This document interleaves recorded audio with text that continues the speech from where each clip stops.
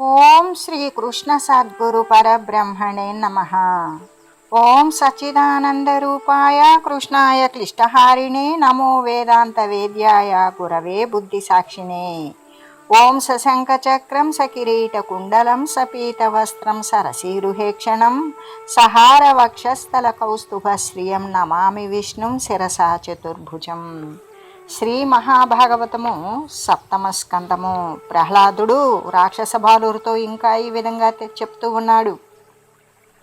గురువులను సేవించడము, ఫలితమంతా భగవంతునికి సమర్పణ చేయటము, సాధువు జనుల యొక్క సహవాసం చేయటము, భగవంతుని ప్రతిమను పూజిస్తూ ఉండడము, హరి యొక్క కథలను వినాలి అనే ఆసక్తి కలిగి ఉండడము, వాసుదేవుని పట్ల ప్రీతి కలిగి ఉండడము, నారాయణుని యొక్క గుణనామ కర్మలను కీర్తించడము, విష్ణువు చరణ కమలాలను ధ్యానిస్తూ ఉండడము, విరాట్ స్వరూపాన్ని దర్శించడము, పూజించడము, ఈ మొదలైనవన్నీ కూడా విజ్ఞానము వైరాగ్యము కలిగించే సాధనాలు. ఇటువంటి భాగవత ధర్మాల పట్ల ఆసక్తి కలిగి అన్ని ప్రాణుల యందు ఈశ్వరుడు భగవంతుడు అయిన ఆత్మ ఉందని గౌరవిస్తూ కామ క్రోధ లోభ మోహ మద మత్సరాలనే ఈ 6 శత్రువులను కూడా గెలిచి ఇంద్రియ నిగ్రహంతో భక్తిభావంతో ఉంటే మనం విష్ణువుని పొందగలుగుతాము. ధనుజారి లీలావతారంబులందలి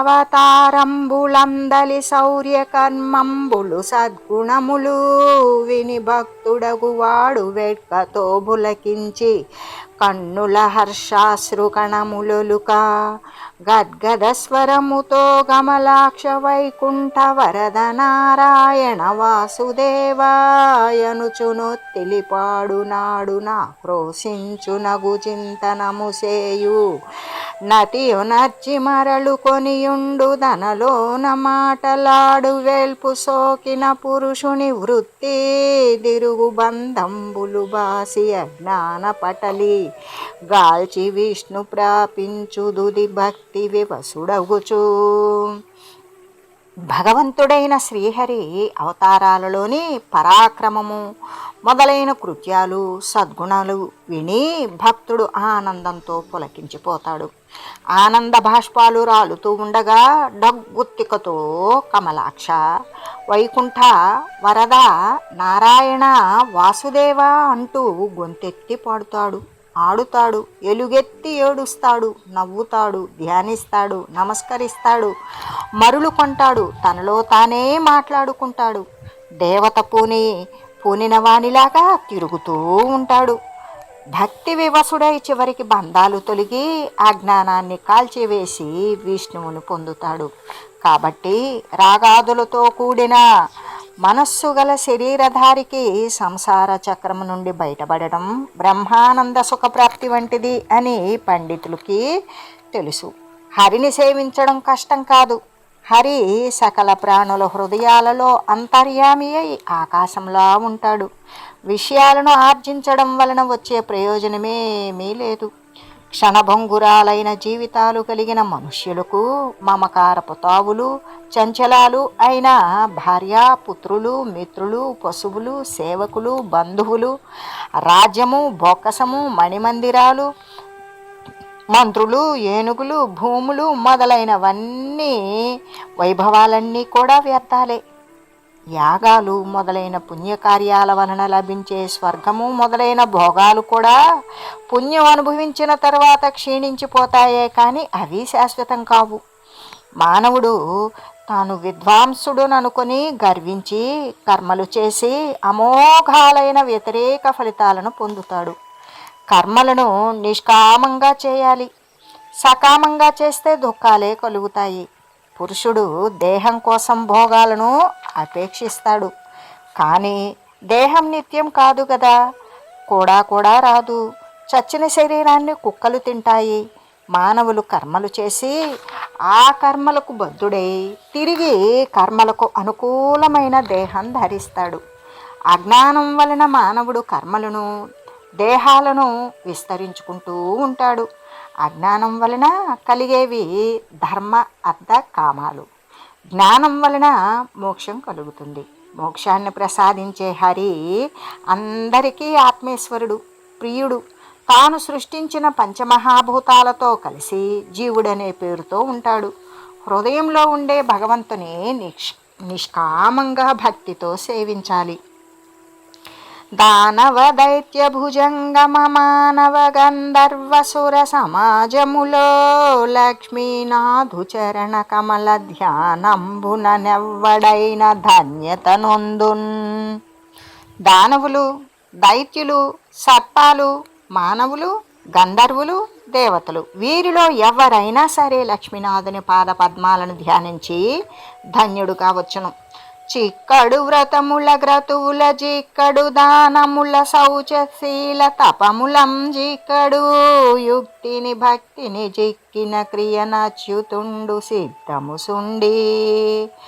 అచ్యుతుడు భక్తికి వసుడైనట్లుగా వ్రతాలతో క్రతువులతో చిక్కడు. దానములు, శౌచము, శీలము, తపస్సుల చేత వసుడు కాడు. యుక్తికి చిక్కడు. చాలదు భూదేవత్వము చాలదు దేవత్వమధిక శాంతత్వంబుం చాలదు హరిమెప్పించ విశాలోద్యములార భక్తి చాలిన భంగిన్. గొప్ప ప్రయత్నం చేసేవో బాలకులారా, హరిని మెప్పించడానికి భక్తి సమర్థమైనట్లుగా బ్రాహ్మణత్వం కానీ, దైవత్వం కానీ, శాంతత్వం కానీ ఏ పాటికి సమర్థాలు కావు. ధనుజ భుజిక యక్ష దైత్య మృగాభీర సుందరీ విహంగ శూద్ర శబరులైన బాపజీవులైన ముక్తికి బోధురఖిల జగము విష్ణుడనుచుదలచి. సర్వం విష్ణుమయం అని భావింపగలిగితే ధనుజులు, భుజకులు, యక్షులు, దైత్యులు, మృగాలు, గోపికలు, పక్షులు, శూద్రులు, కిరాతులు అయినప్పటికీ, పాపాత్ములైనప్పటికీ కూడా ముక్తిని పొందుతారు. గురువులు దమకునులో బడు తెరువులు చెప్పెదరు విష్ణు దివ్య పదవికిం దెరువులు చెప్పరు చీకటి బరువులు పెట్టంగ నేల బాలకులారా. గురువులు తమకు లోబడి ఉండే మార్గాలే చెబుతారు కానీ విష్ణుని దివ్యధామం చేరుకునే మార్గాలు చెప్పరు. బాలకులారా, చీకటిలో పరుగులు తీయడం ఎందుకు? తెండెల్ల పుస్తకంబులు నిండాచార్యునకు మరలనేక తమునకును రెండు విశేషము చెప్పెద బొండొల్లని వారు కర్మ పుంజము పాలై. పుస్తకాలన్నీ తెచ్చి ఆచార్యునికి ఇచ్చివేయండి. తిరిగి ఏకాంతానికి రండి. విశేషం చెబుతాను. ఇష్టం లేనివారు కర్మల పాలైపోండి. ఆడుదము మనము హరిరతి బాడుదమే ప్రొద్దు విష్ణు భద్రయ శంభుల్ వీడుదము ధనుజ సంగతి కూడుదము ముకుంద భక్తి కోటిన్ సూటిన్. హరిపై ప్రీతితో మనం ఆడుకుందాం. ప్రతిరోజు విష్ణువుని యొక్క కీర్తిని గానము చేద్దాం. ధనుజుల సాంగత్యాన్ని వదిలివేద్దాం. సూటిగా ముకుందునే భక్త బృందంతో కలిసిపోదాము. విత్తము సంస్కృతి పటలము వ్రత్రము కామాది వైరి వర్గంబులచే నేడిత్తము చిత్తము హరికిని చోత్తము నిర్వాణపదము శుభమగు మనకున్. సంసార సమూహాన్ని విడిచిపెట్టేద్దాం. కామము మొదలైన శత్రువులను చీల్చి చెండాడుదాం. నేడు మనసును హరికే అర్పించేద్దాం. మోక్ష పదవిని పొందుదాము. మనకు శుభము చేకూరునుగాక అని ఈ రీతిగా ప్రహ్లాదుడు రహస్యంగా ఆయా సమయాలలో రాక్షస బాలురకు మోక్ష మార్గాన్ని తెలియజేశాడు. వారు కూడా గురువులు నేర్పే విద్యలు మానివేసి నారాయణ భక్తిని మనసులలో పాదుకొల్పుకున్నారు.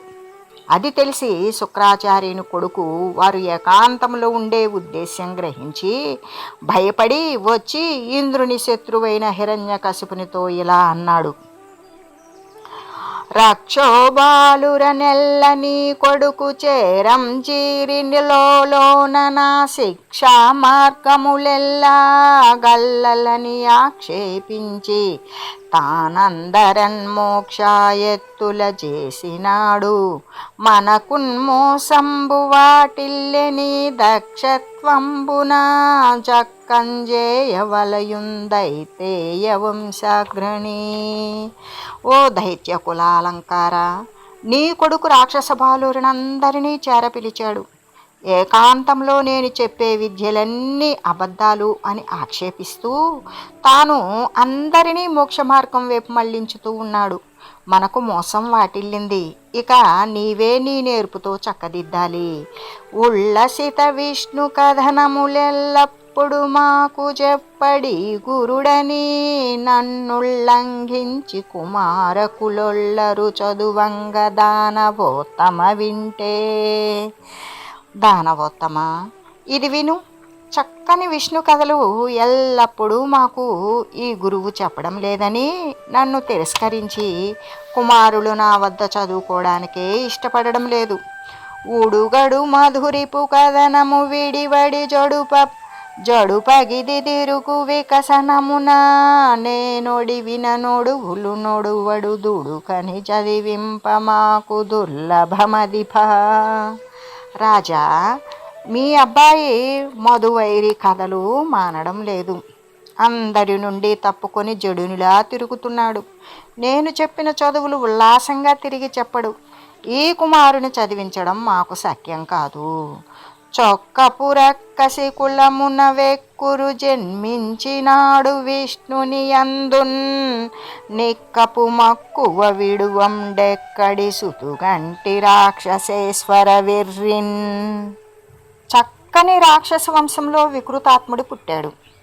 విష్ణువు మీద అచ్చపు భక్తిని విడిచిపెట్టడు. రాక్షసేశ్వర, ఎక్కడి కొడుకయ్యా ఇలాంటి వెర్రివాడిని కన్నావు అని గురువు విన్నవించాడు. కొడుకు చేసే విరోధ కార్యాలు చెవులలో కత్తులు పెట్టి పొడిచినట్లయింది. దిగ్గున లేచాడు. కాలితో త్రొక్కబడిన త్రాచుపాములా, గాలికి రేగిన కార్చిచ్చులా, దెబ్బతిన్న సింహంలా మహారోష ఆవేశాలతో మండిపోతున్న మనసుతో కొడుకును చంపడానికై ఉద్యుక్తుడయ్యాడు. కోపంతో శరీరం కంపించిపోతూ ఉండగా ఎర్రబడిన కన్నులతో కొడుకును రప్పించాడు. ఇక వాత్సల్య గౌరవాలు తప్పించి వేశాడు. నిర్దయగా పిడుగుపాటు వంటి మాటలతో కొడుకును జంకించాడు. సూనున్ శాంత గుణ ప్రధానునతి సంశుద్ధాంచిత జ్ఞానున జ్ఞానారణ్య కృశాను నంజలి పుటి సంభ్రాజమానున్ సదా శ్రీనారాయణ పాద పద్మయుగళి చింతామృత స్వాధనాధీనున్ ధిక్కరణంబు చేసి పలికెన్ దేవాహితుండగ్రతన్.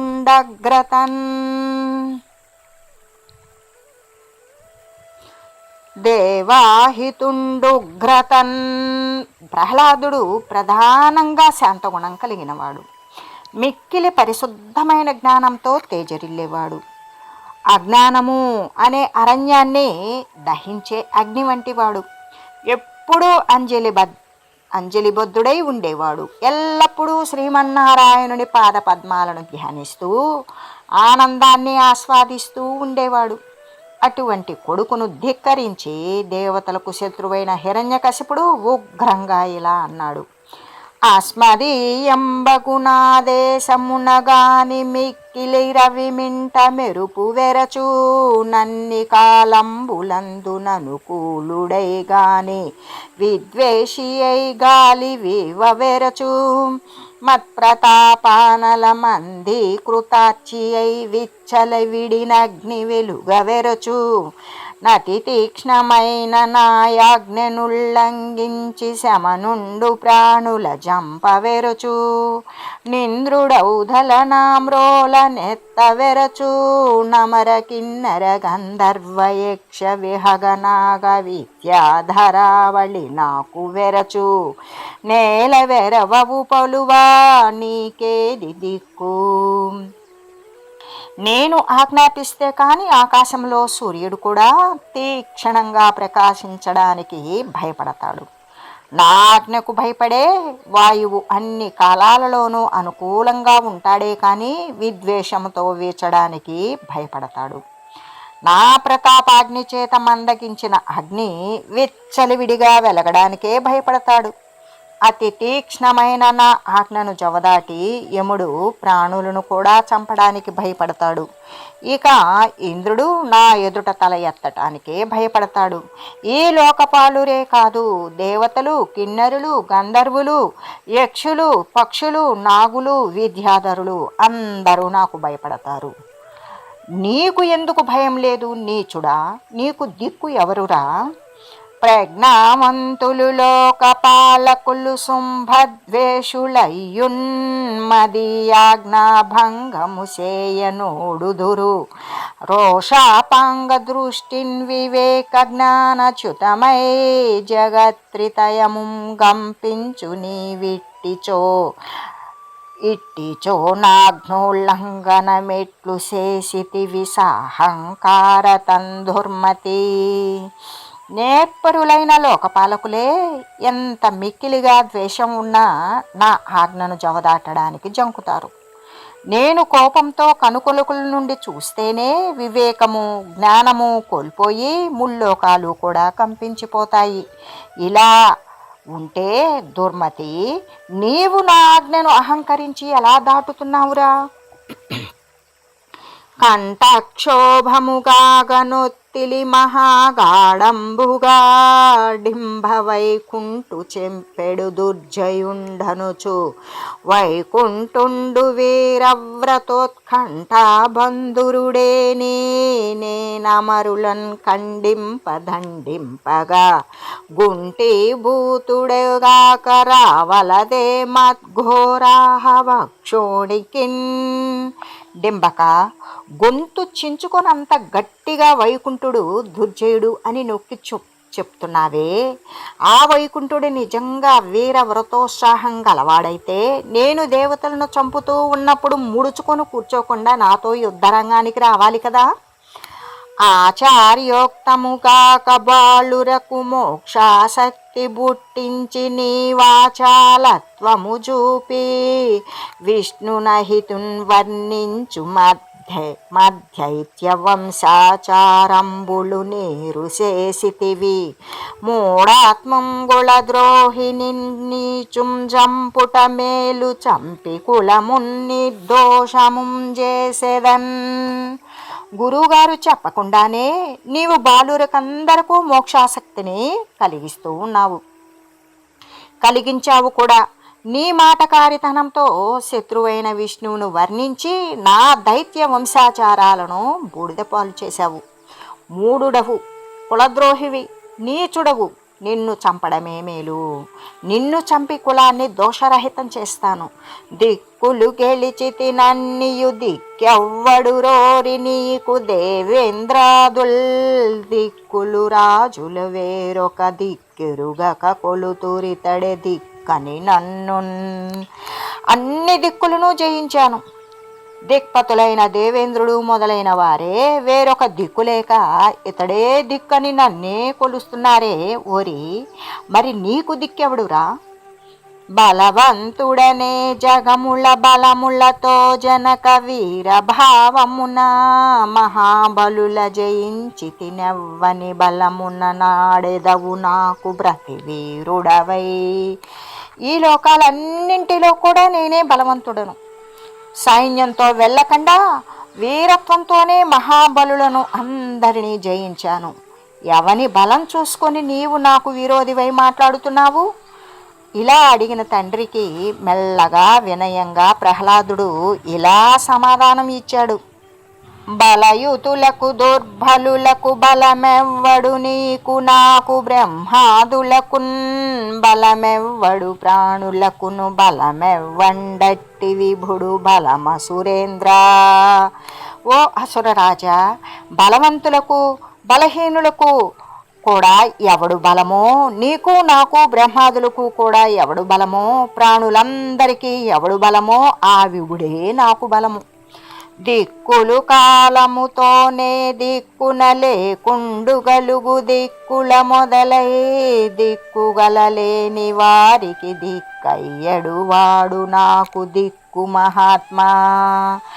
దిక్కులు కాలముతో పాటుగా ఏ దిక్కునా కూడా ఉండనివాడు, దిక్కులకు ఆధారభూతమైన వాడు, దిక్కు కలవారికి లేని వారికి కూడా దిక్కు అయ్యేవాడు. అతడే నాకు దిక్కు మహాత్మా. కాలరూపంబుల గ్రమ విశేషంబుల నలగు గుణాశ్రయుండైన విభుడు సత్వబలేంద్రియ సహజ ప్రభావాత్ముడై వినోదంబున నకిల జగము గల్పించు రక్షించు ఖండించు నవ్యయుండన్ని రూపములందునతడు గలడు. చిత్తంబు సమముగా చేయుము మార్గంబు దప్పి వర్తించు చిత్తంబు కంటే వైరులెవ్వరు.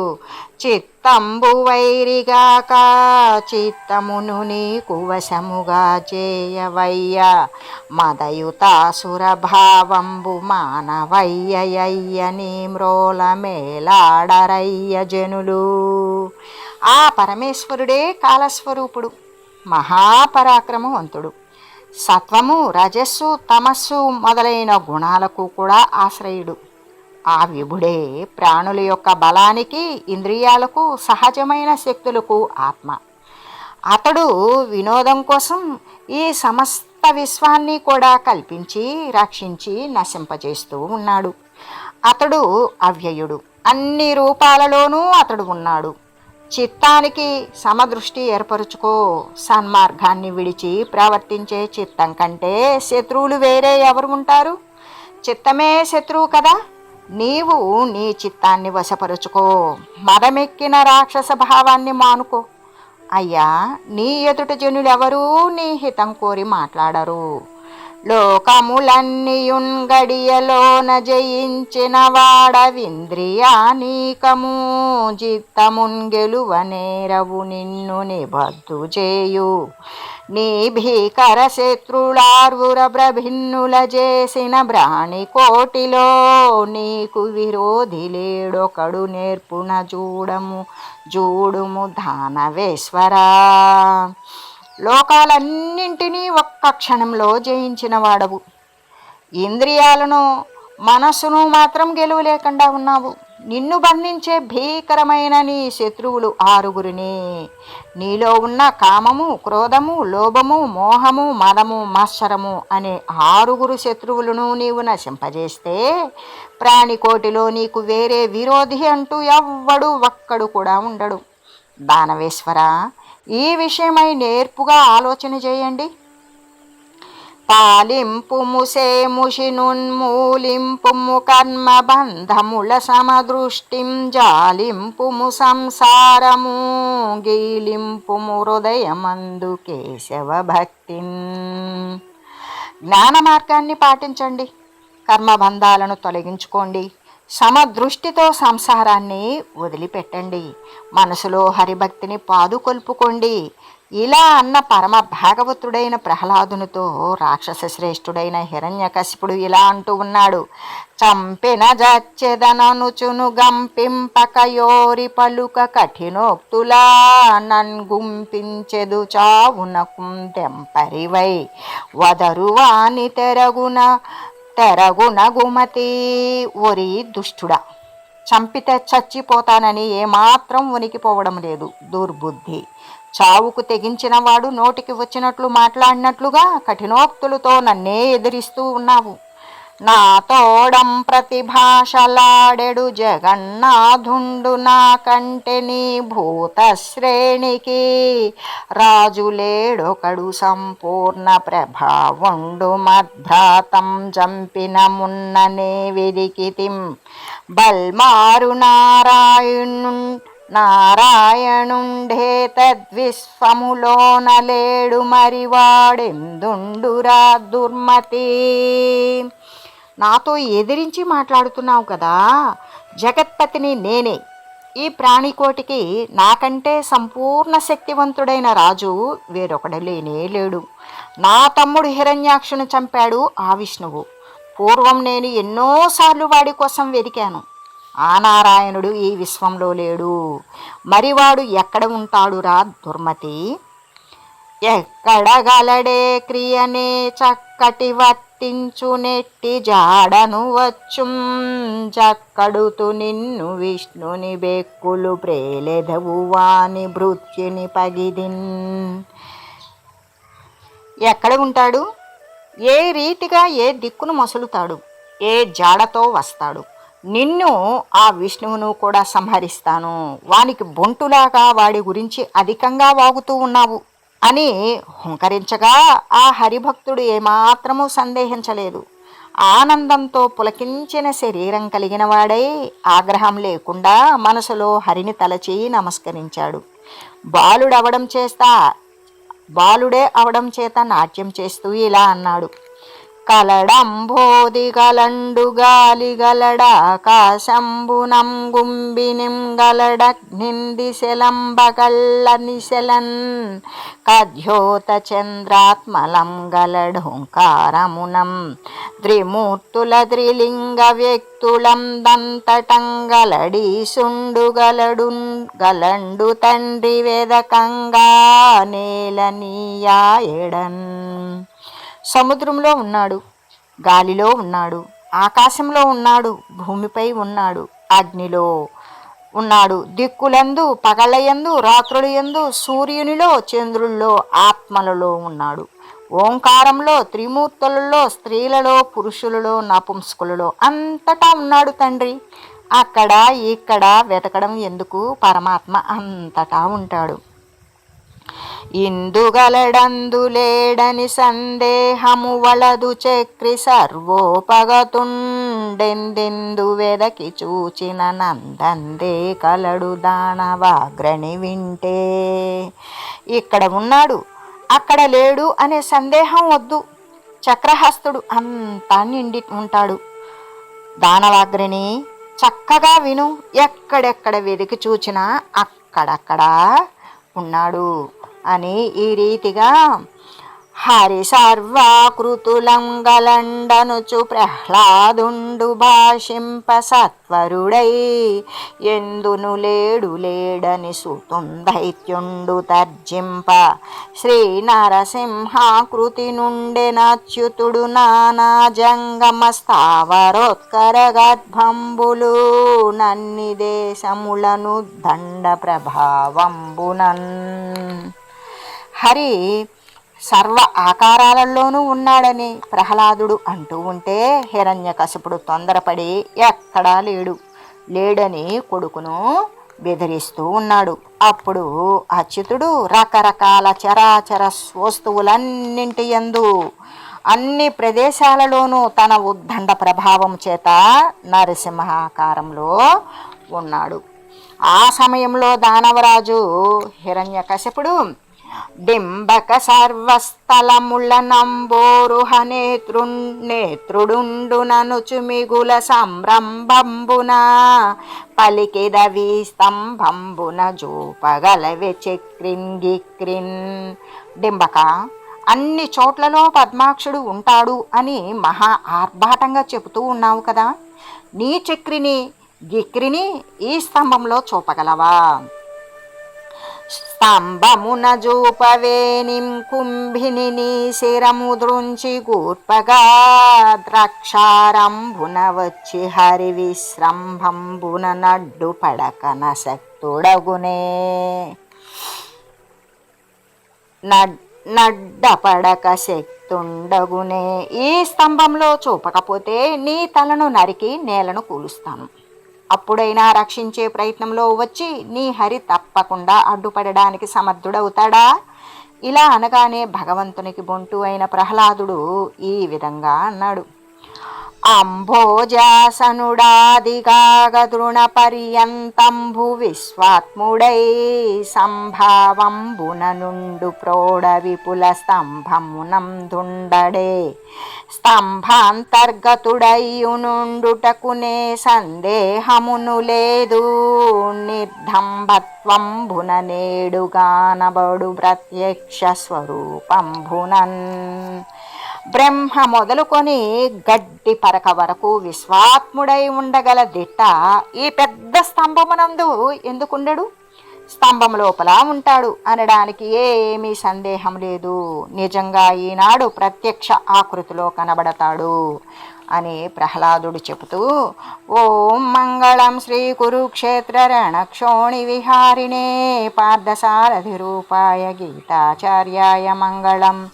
ఓం మంగళం నమోస్త్వనంతాయ సహస్రమూర్తయే సహస్రపాదాక్షి శిరోరుబాహవే సహస్రనామ్నే పురుషాయ శాశ్వతే సహస్రకోటియుగధారిణే నమః. ఓం శ్రీమతే నారాయణాయ నమః. శ్రీమన్నారాయణ చరణౌ శరణం ప్రపద్యే. హరి ఓం తత్సత్.